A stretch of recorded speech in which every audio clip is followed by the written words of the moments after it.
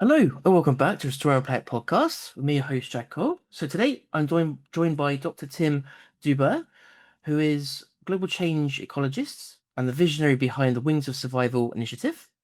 His long-term vision is to complete a trilogy of unmotorized expeditions across the planet's major flight paths, emulating the epic journeys of migratory birds. His companion will be tropical ecologist and scientific explorer Liana Carrier, and the first expedition is a 9-month, 30-kilometer cycling journey from Alaska to Patagonia starting next month.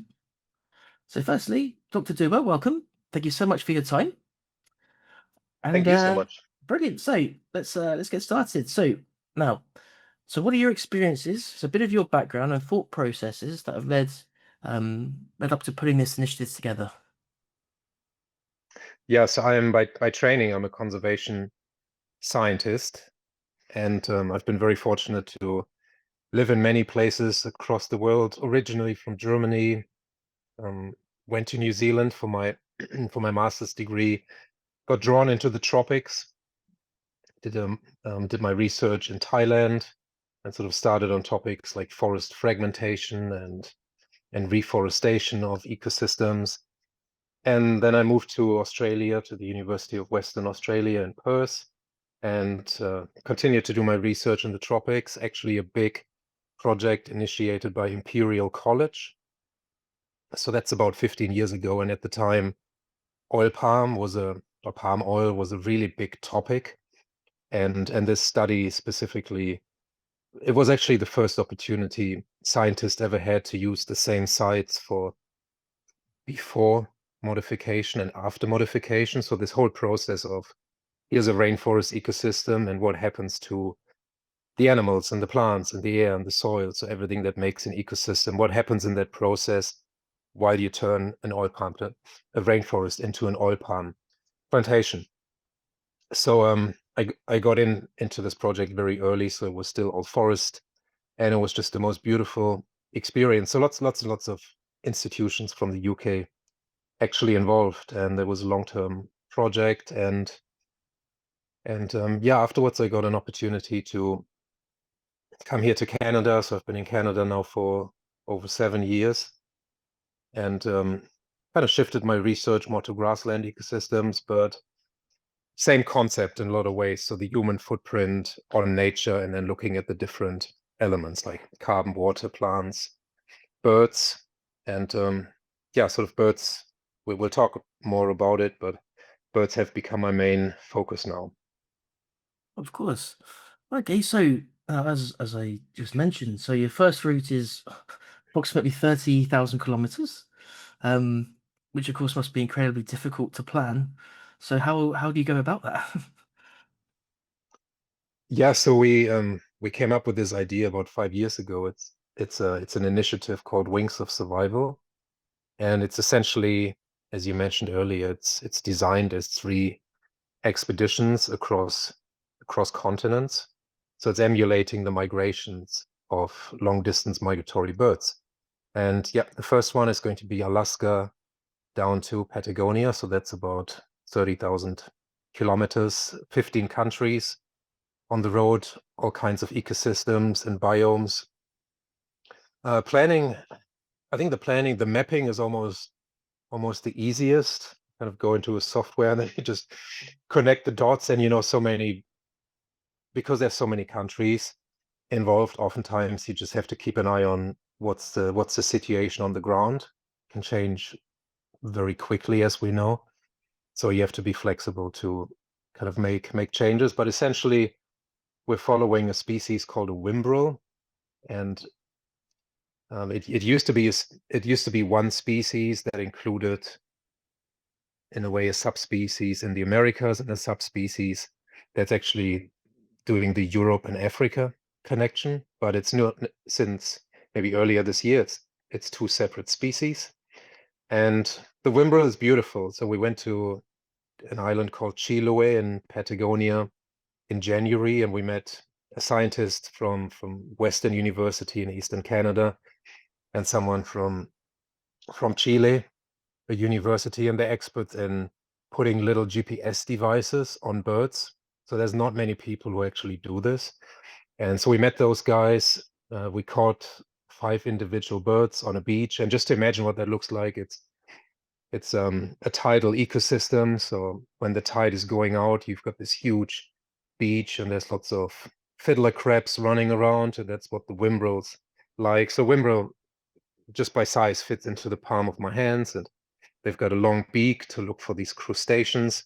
So they're walking around, and then as the tide is coming back in, they come closer to the beach, kind of the end of the beach. So you roll up a net, and it's about 5 meters long, and then you put it's actually a cannon. So you put a cannon right behind the net, attached to the net, and then we'd have to wait for a couple of hours in the bushes, trying to be very quiet and patient.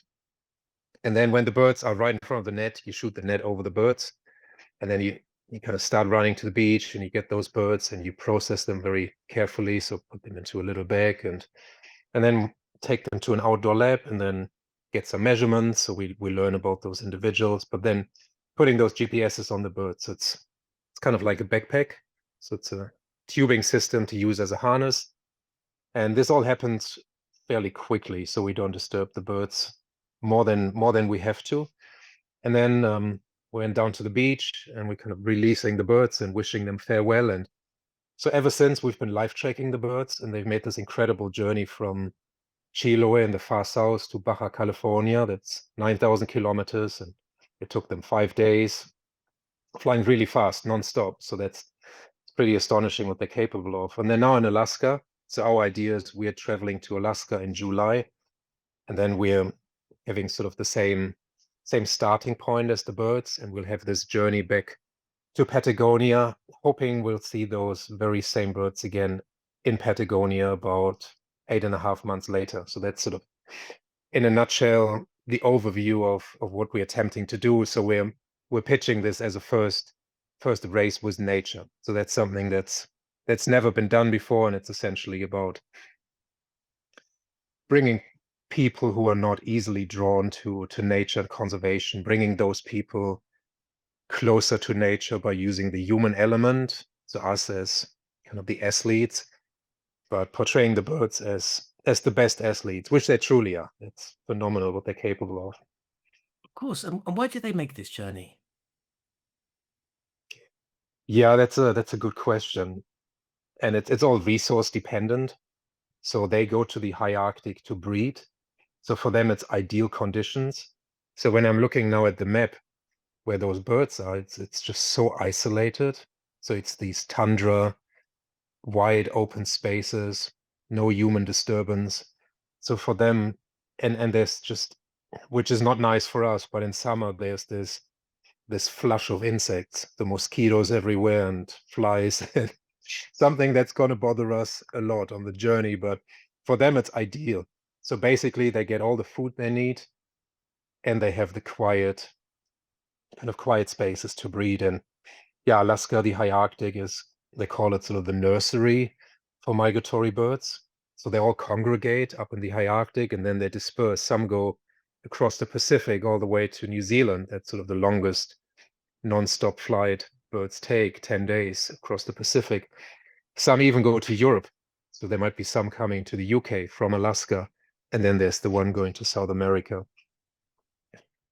And so it's not a great situation for birds in general, across the world, of course, at the moment, but particularly in North America, where I think is it 3 billion of fleets have been lost in the last 3 decades, more or less.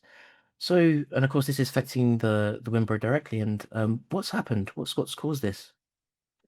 Sure, I can imagine Yeah, guess who the culprits are, but yeah, us yeah, probably. But please.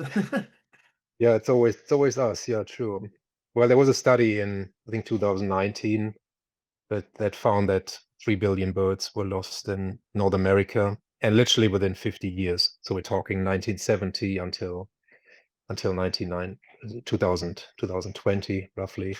So this is just a glimpse in kind of geological time, or bird time, right? Birds are essentially they've outlived the dinosaurs, so they've been around for over 80 million years, and literally in 50 years they've some groups have kind of dropped by 90%, like the Whimbrel.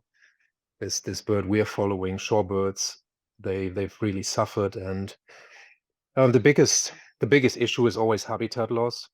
That's generally across, not just for birds, but for most species. It's always the biggest problem. So loss of their ecosystems. Otherwise, hunting is still a problem in certain parts of the world. And well, pollution is a big one. I think just disturbance in general, like light pollution, that's sometimes not. I think people talk a lot about kind of wind towers, and that's always a big debate, but we easily forget just the impact of light pollution, where birds are kind of funneled into a big city because they lose their sense of orientation, and then they just crash into buildings or um, like vehicles, just road casualties. I'd say it's way bigger of a problem. Then there's always this looming threat of climate change, which we don't know where it's going to go. That's so hard to predict. So that's kind of amplifying all those other challenges. So when we just spoke about why do birds go to the high Arctic, why do they take on this incredible journey? So it's such a fine-tuned ecological kind of dynamic. So the birds go up there because there's enough food, which is the insects, and the insects are just flourishing because they've got access to flowers. So it's this phenology we'd say as a term. So it's this very fine synchronized dynamic between the flowers coming up, the insects are flourishing, and the birds are taking full advantage. But because of climate change, all those timings are being offset. So they might get up to the high Arctic the same time they've always have, but they might find there's just not that many insects because flowering might have happened way earlier than in previous years. So this is something we really don't that hasn't fully unfolded and could have incredibly huge impacts and just knock certain species kind of off the brink. Well, and just to cycle back to your journey, oh, terrible pun, but so how do you prepare physically and mentally for this trip? Yeah, so Leanna, my partner, she's a personal trainer, so that's very helpful. I'm not the best student, I have to say. Right. I don't follow the program the way I should. But I'd say we've just always trained, right? Being athletes, it's something we've always done, and it's so when we're on this expedition, we will be on our bikes for 8 to 10 hours a day across 9 months. So it's almost something you can't specifically train for. And the beauty is, if you can survive the first week, this should have given you enough endurance to then just keep going. So it's sort of this shock moment, I'd say, for your body that suddenly you're not cycling for 2 hours as you might in your training, but you're suddenly sitting on the saddle for 10 hours and getting your body used to this repetitive movement over such a long time. But we cycled across Canada 2 years ago, and we felt we were just so like we gained so much endurance and fitness. And because we work with a lot of scientists who study our physiology, our psychology, our nutrition, we've actually got some really fascinating data on how everything sort of became better after 30 days of cycling. We were really exhausted because there was a non-break journey, and being on the road is just very kind of strenuous. But our data was just remarkable, and we're both plant-based athletes, so we live on a completely vegan diet, which makes it really fascinating. It's sort of this additional fascination, and we look at the data on performance and capability. So yeah, I'd say just gotta survive the first week, and then we're good. Would you mind going a little bit deeper? You said that some of the data is really interesting, things that you found, particularly psychologically. What have been some of the findings? Yeah, so something, and it might not sound exciting, but we basically did not lose any weight. And that's interesting in itself because imagine you've got this, like Canada is a big country, right? So we cycled from we cycled from the Atlantic coast, like Halifax to Vancouver. It took us 30 days nonstop. That's about 150 kilometers a day of cycling. And that's summer, so it's really warm, it's really hot.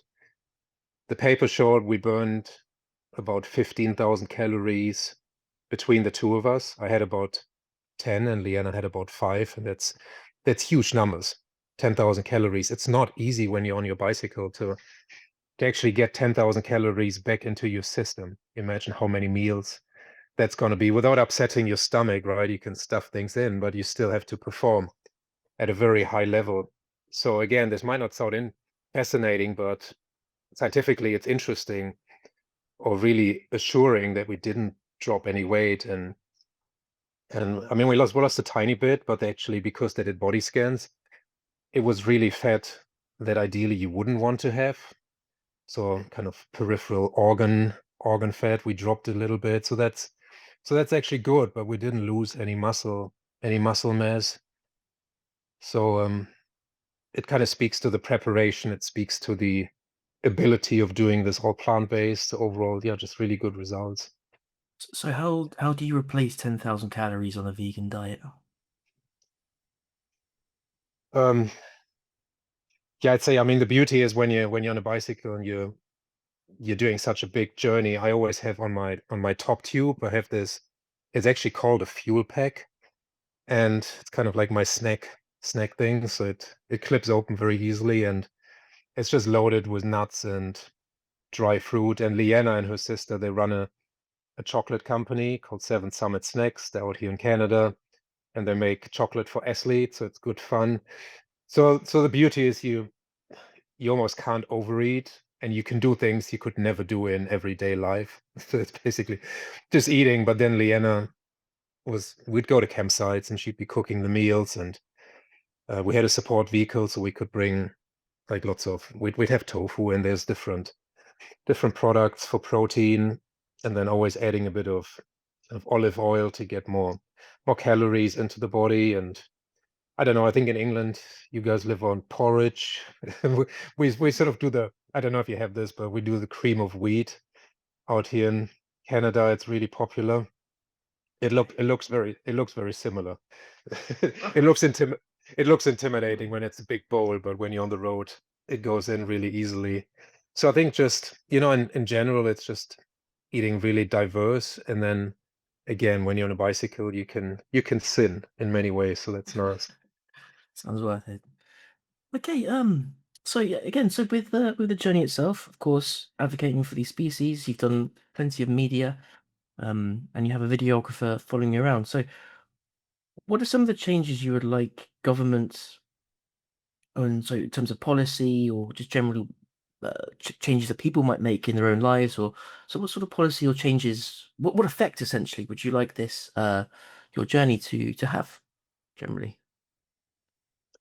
Yeah, it's really something I've observed, having been in academia for such a long time, is that we generate so much knowledge, and the knowledge is absolutely crucial for our awareness and understanding of what's going on. But yeah, sort of towards the end of my last postdoc, I got increasingly kind of frustrated that we generate those papers, but when we genuinely ask ourselves what's the impact, we'd have to admit it's oftentimes very little what actually comes out of a paper. It's usually just it's kind of the final step in the academic system, and then you start all over again. But there's very little incentive to carry it out into the world and really have the impact that, at least in my case, that's the motivation for doing it. I'd like to see changes. So I think what we're essentially trying to do is use the power of story, because people do relate most easily to relatable stories. People are fascinated about human undertakings. People like to see humans suffer when they're out on the road or doing something. It's people enjoy this, and that's good. I mean that in a good way, when people do physical feats, and so we're using this relatability that humans have to their own species, just like any species relates most easily to their kind, to draw people into migration, because I believe migration it's not just fascinating, but because birds essentially go everywhere, they connect all the places across the globe. It's in a way, if we can look after migratory species, we're basically looking after the whole planet because of this connectivity piece. So what I'd like to see is, I think where we as humans have to get to is this mind shift from we are the top of evolution and we're dominating the planet, and we're just using resources, to understanding we should be the stewards for nature. So it's, I know you do lots of work with restoring. For me, it's this idea of rewilding our minds. So it's, we have to do a lot of rewilding of the planet, kind of in a physical sense, trees and wildlife. But it's also for us to rewild our mindset, to understand or to question ourselves, what's our role in this huge web of life? Should we be just dominating and exploiting, or should we maybe be the species that has the responsibility for everyone else? And I think that's essentially, it's the root problem, in my opinion. Climate change, biodiversity loss, pollution, it's this disconnect to the natural world. So we're trying to create a story here which hopefully plants the seed in people to look at the natural world through a very different lens. Again, it's this birds as the greatest athlete, so it's a way to humble us. We're ourselves as humans, we're pretty content if we can do a marathon or Ironman in our lifetime. But those birds, as I said, they travel, at, from the data we saw, they travel 5 days non-stop. There's no refueling, they don't drink, they don't eat. It's absolutely outrageous. So we need to kind of look at the world through a very different perspective, I feel, and appreciate just how wonderful and ingenious species around us are. So that's essentially what we're trying to do, use a very organic, intertwined story between humans and birds to get people kind of revisit and assess who we are as humans. And finally, Dr. Dubert, where can people find you on your website, get involved, follow you, or otherwise donate or whatever appropriate? Yeah, for sure. So it's wingsofsurvival.com, and I've set it up in a way that everything we do is going to be visible on the homepage.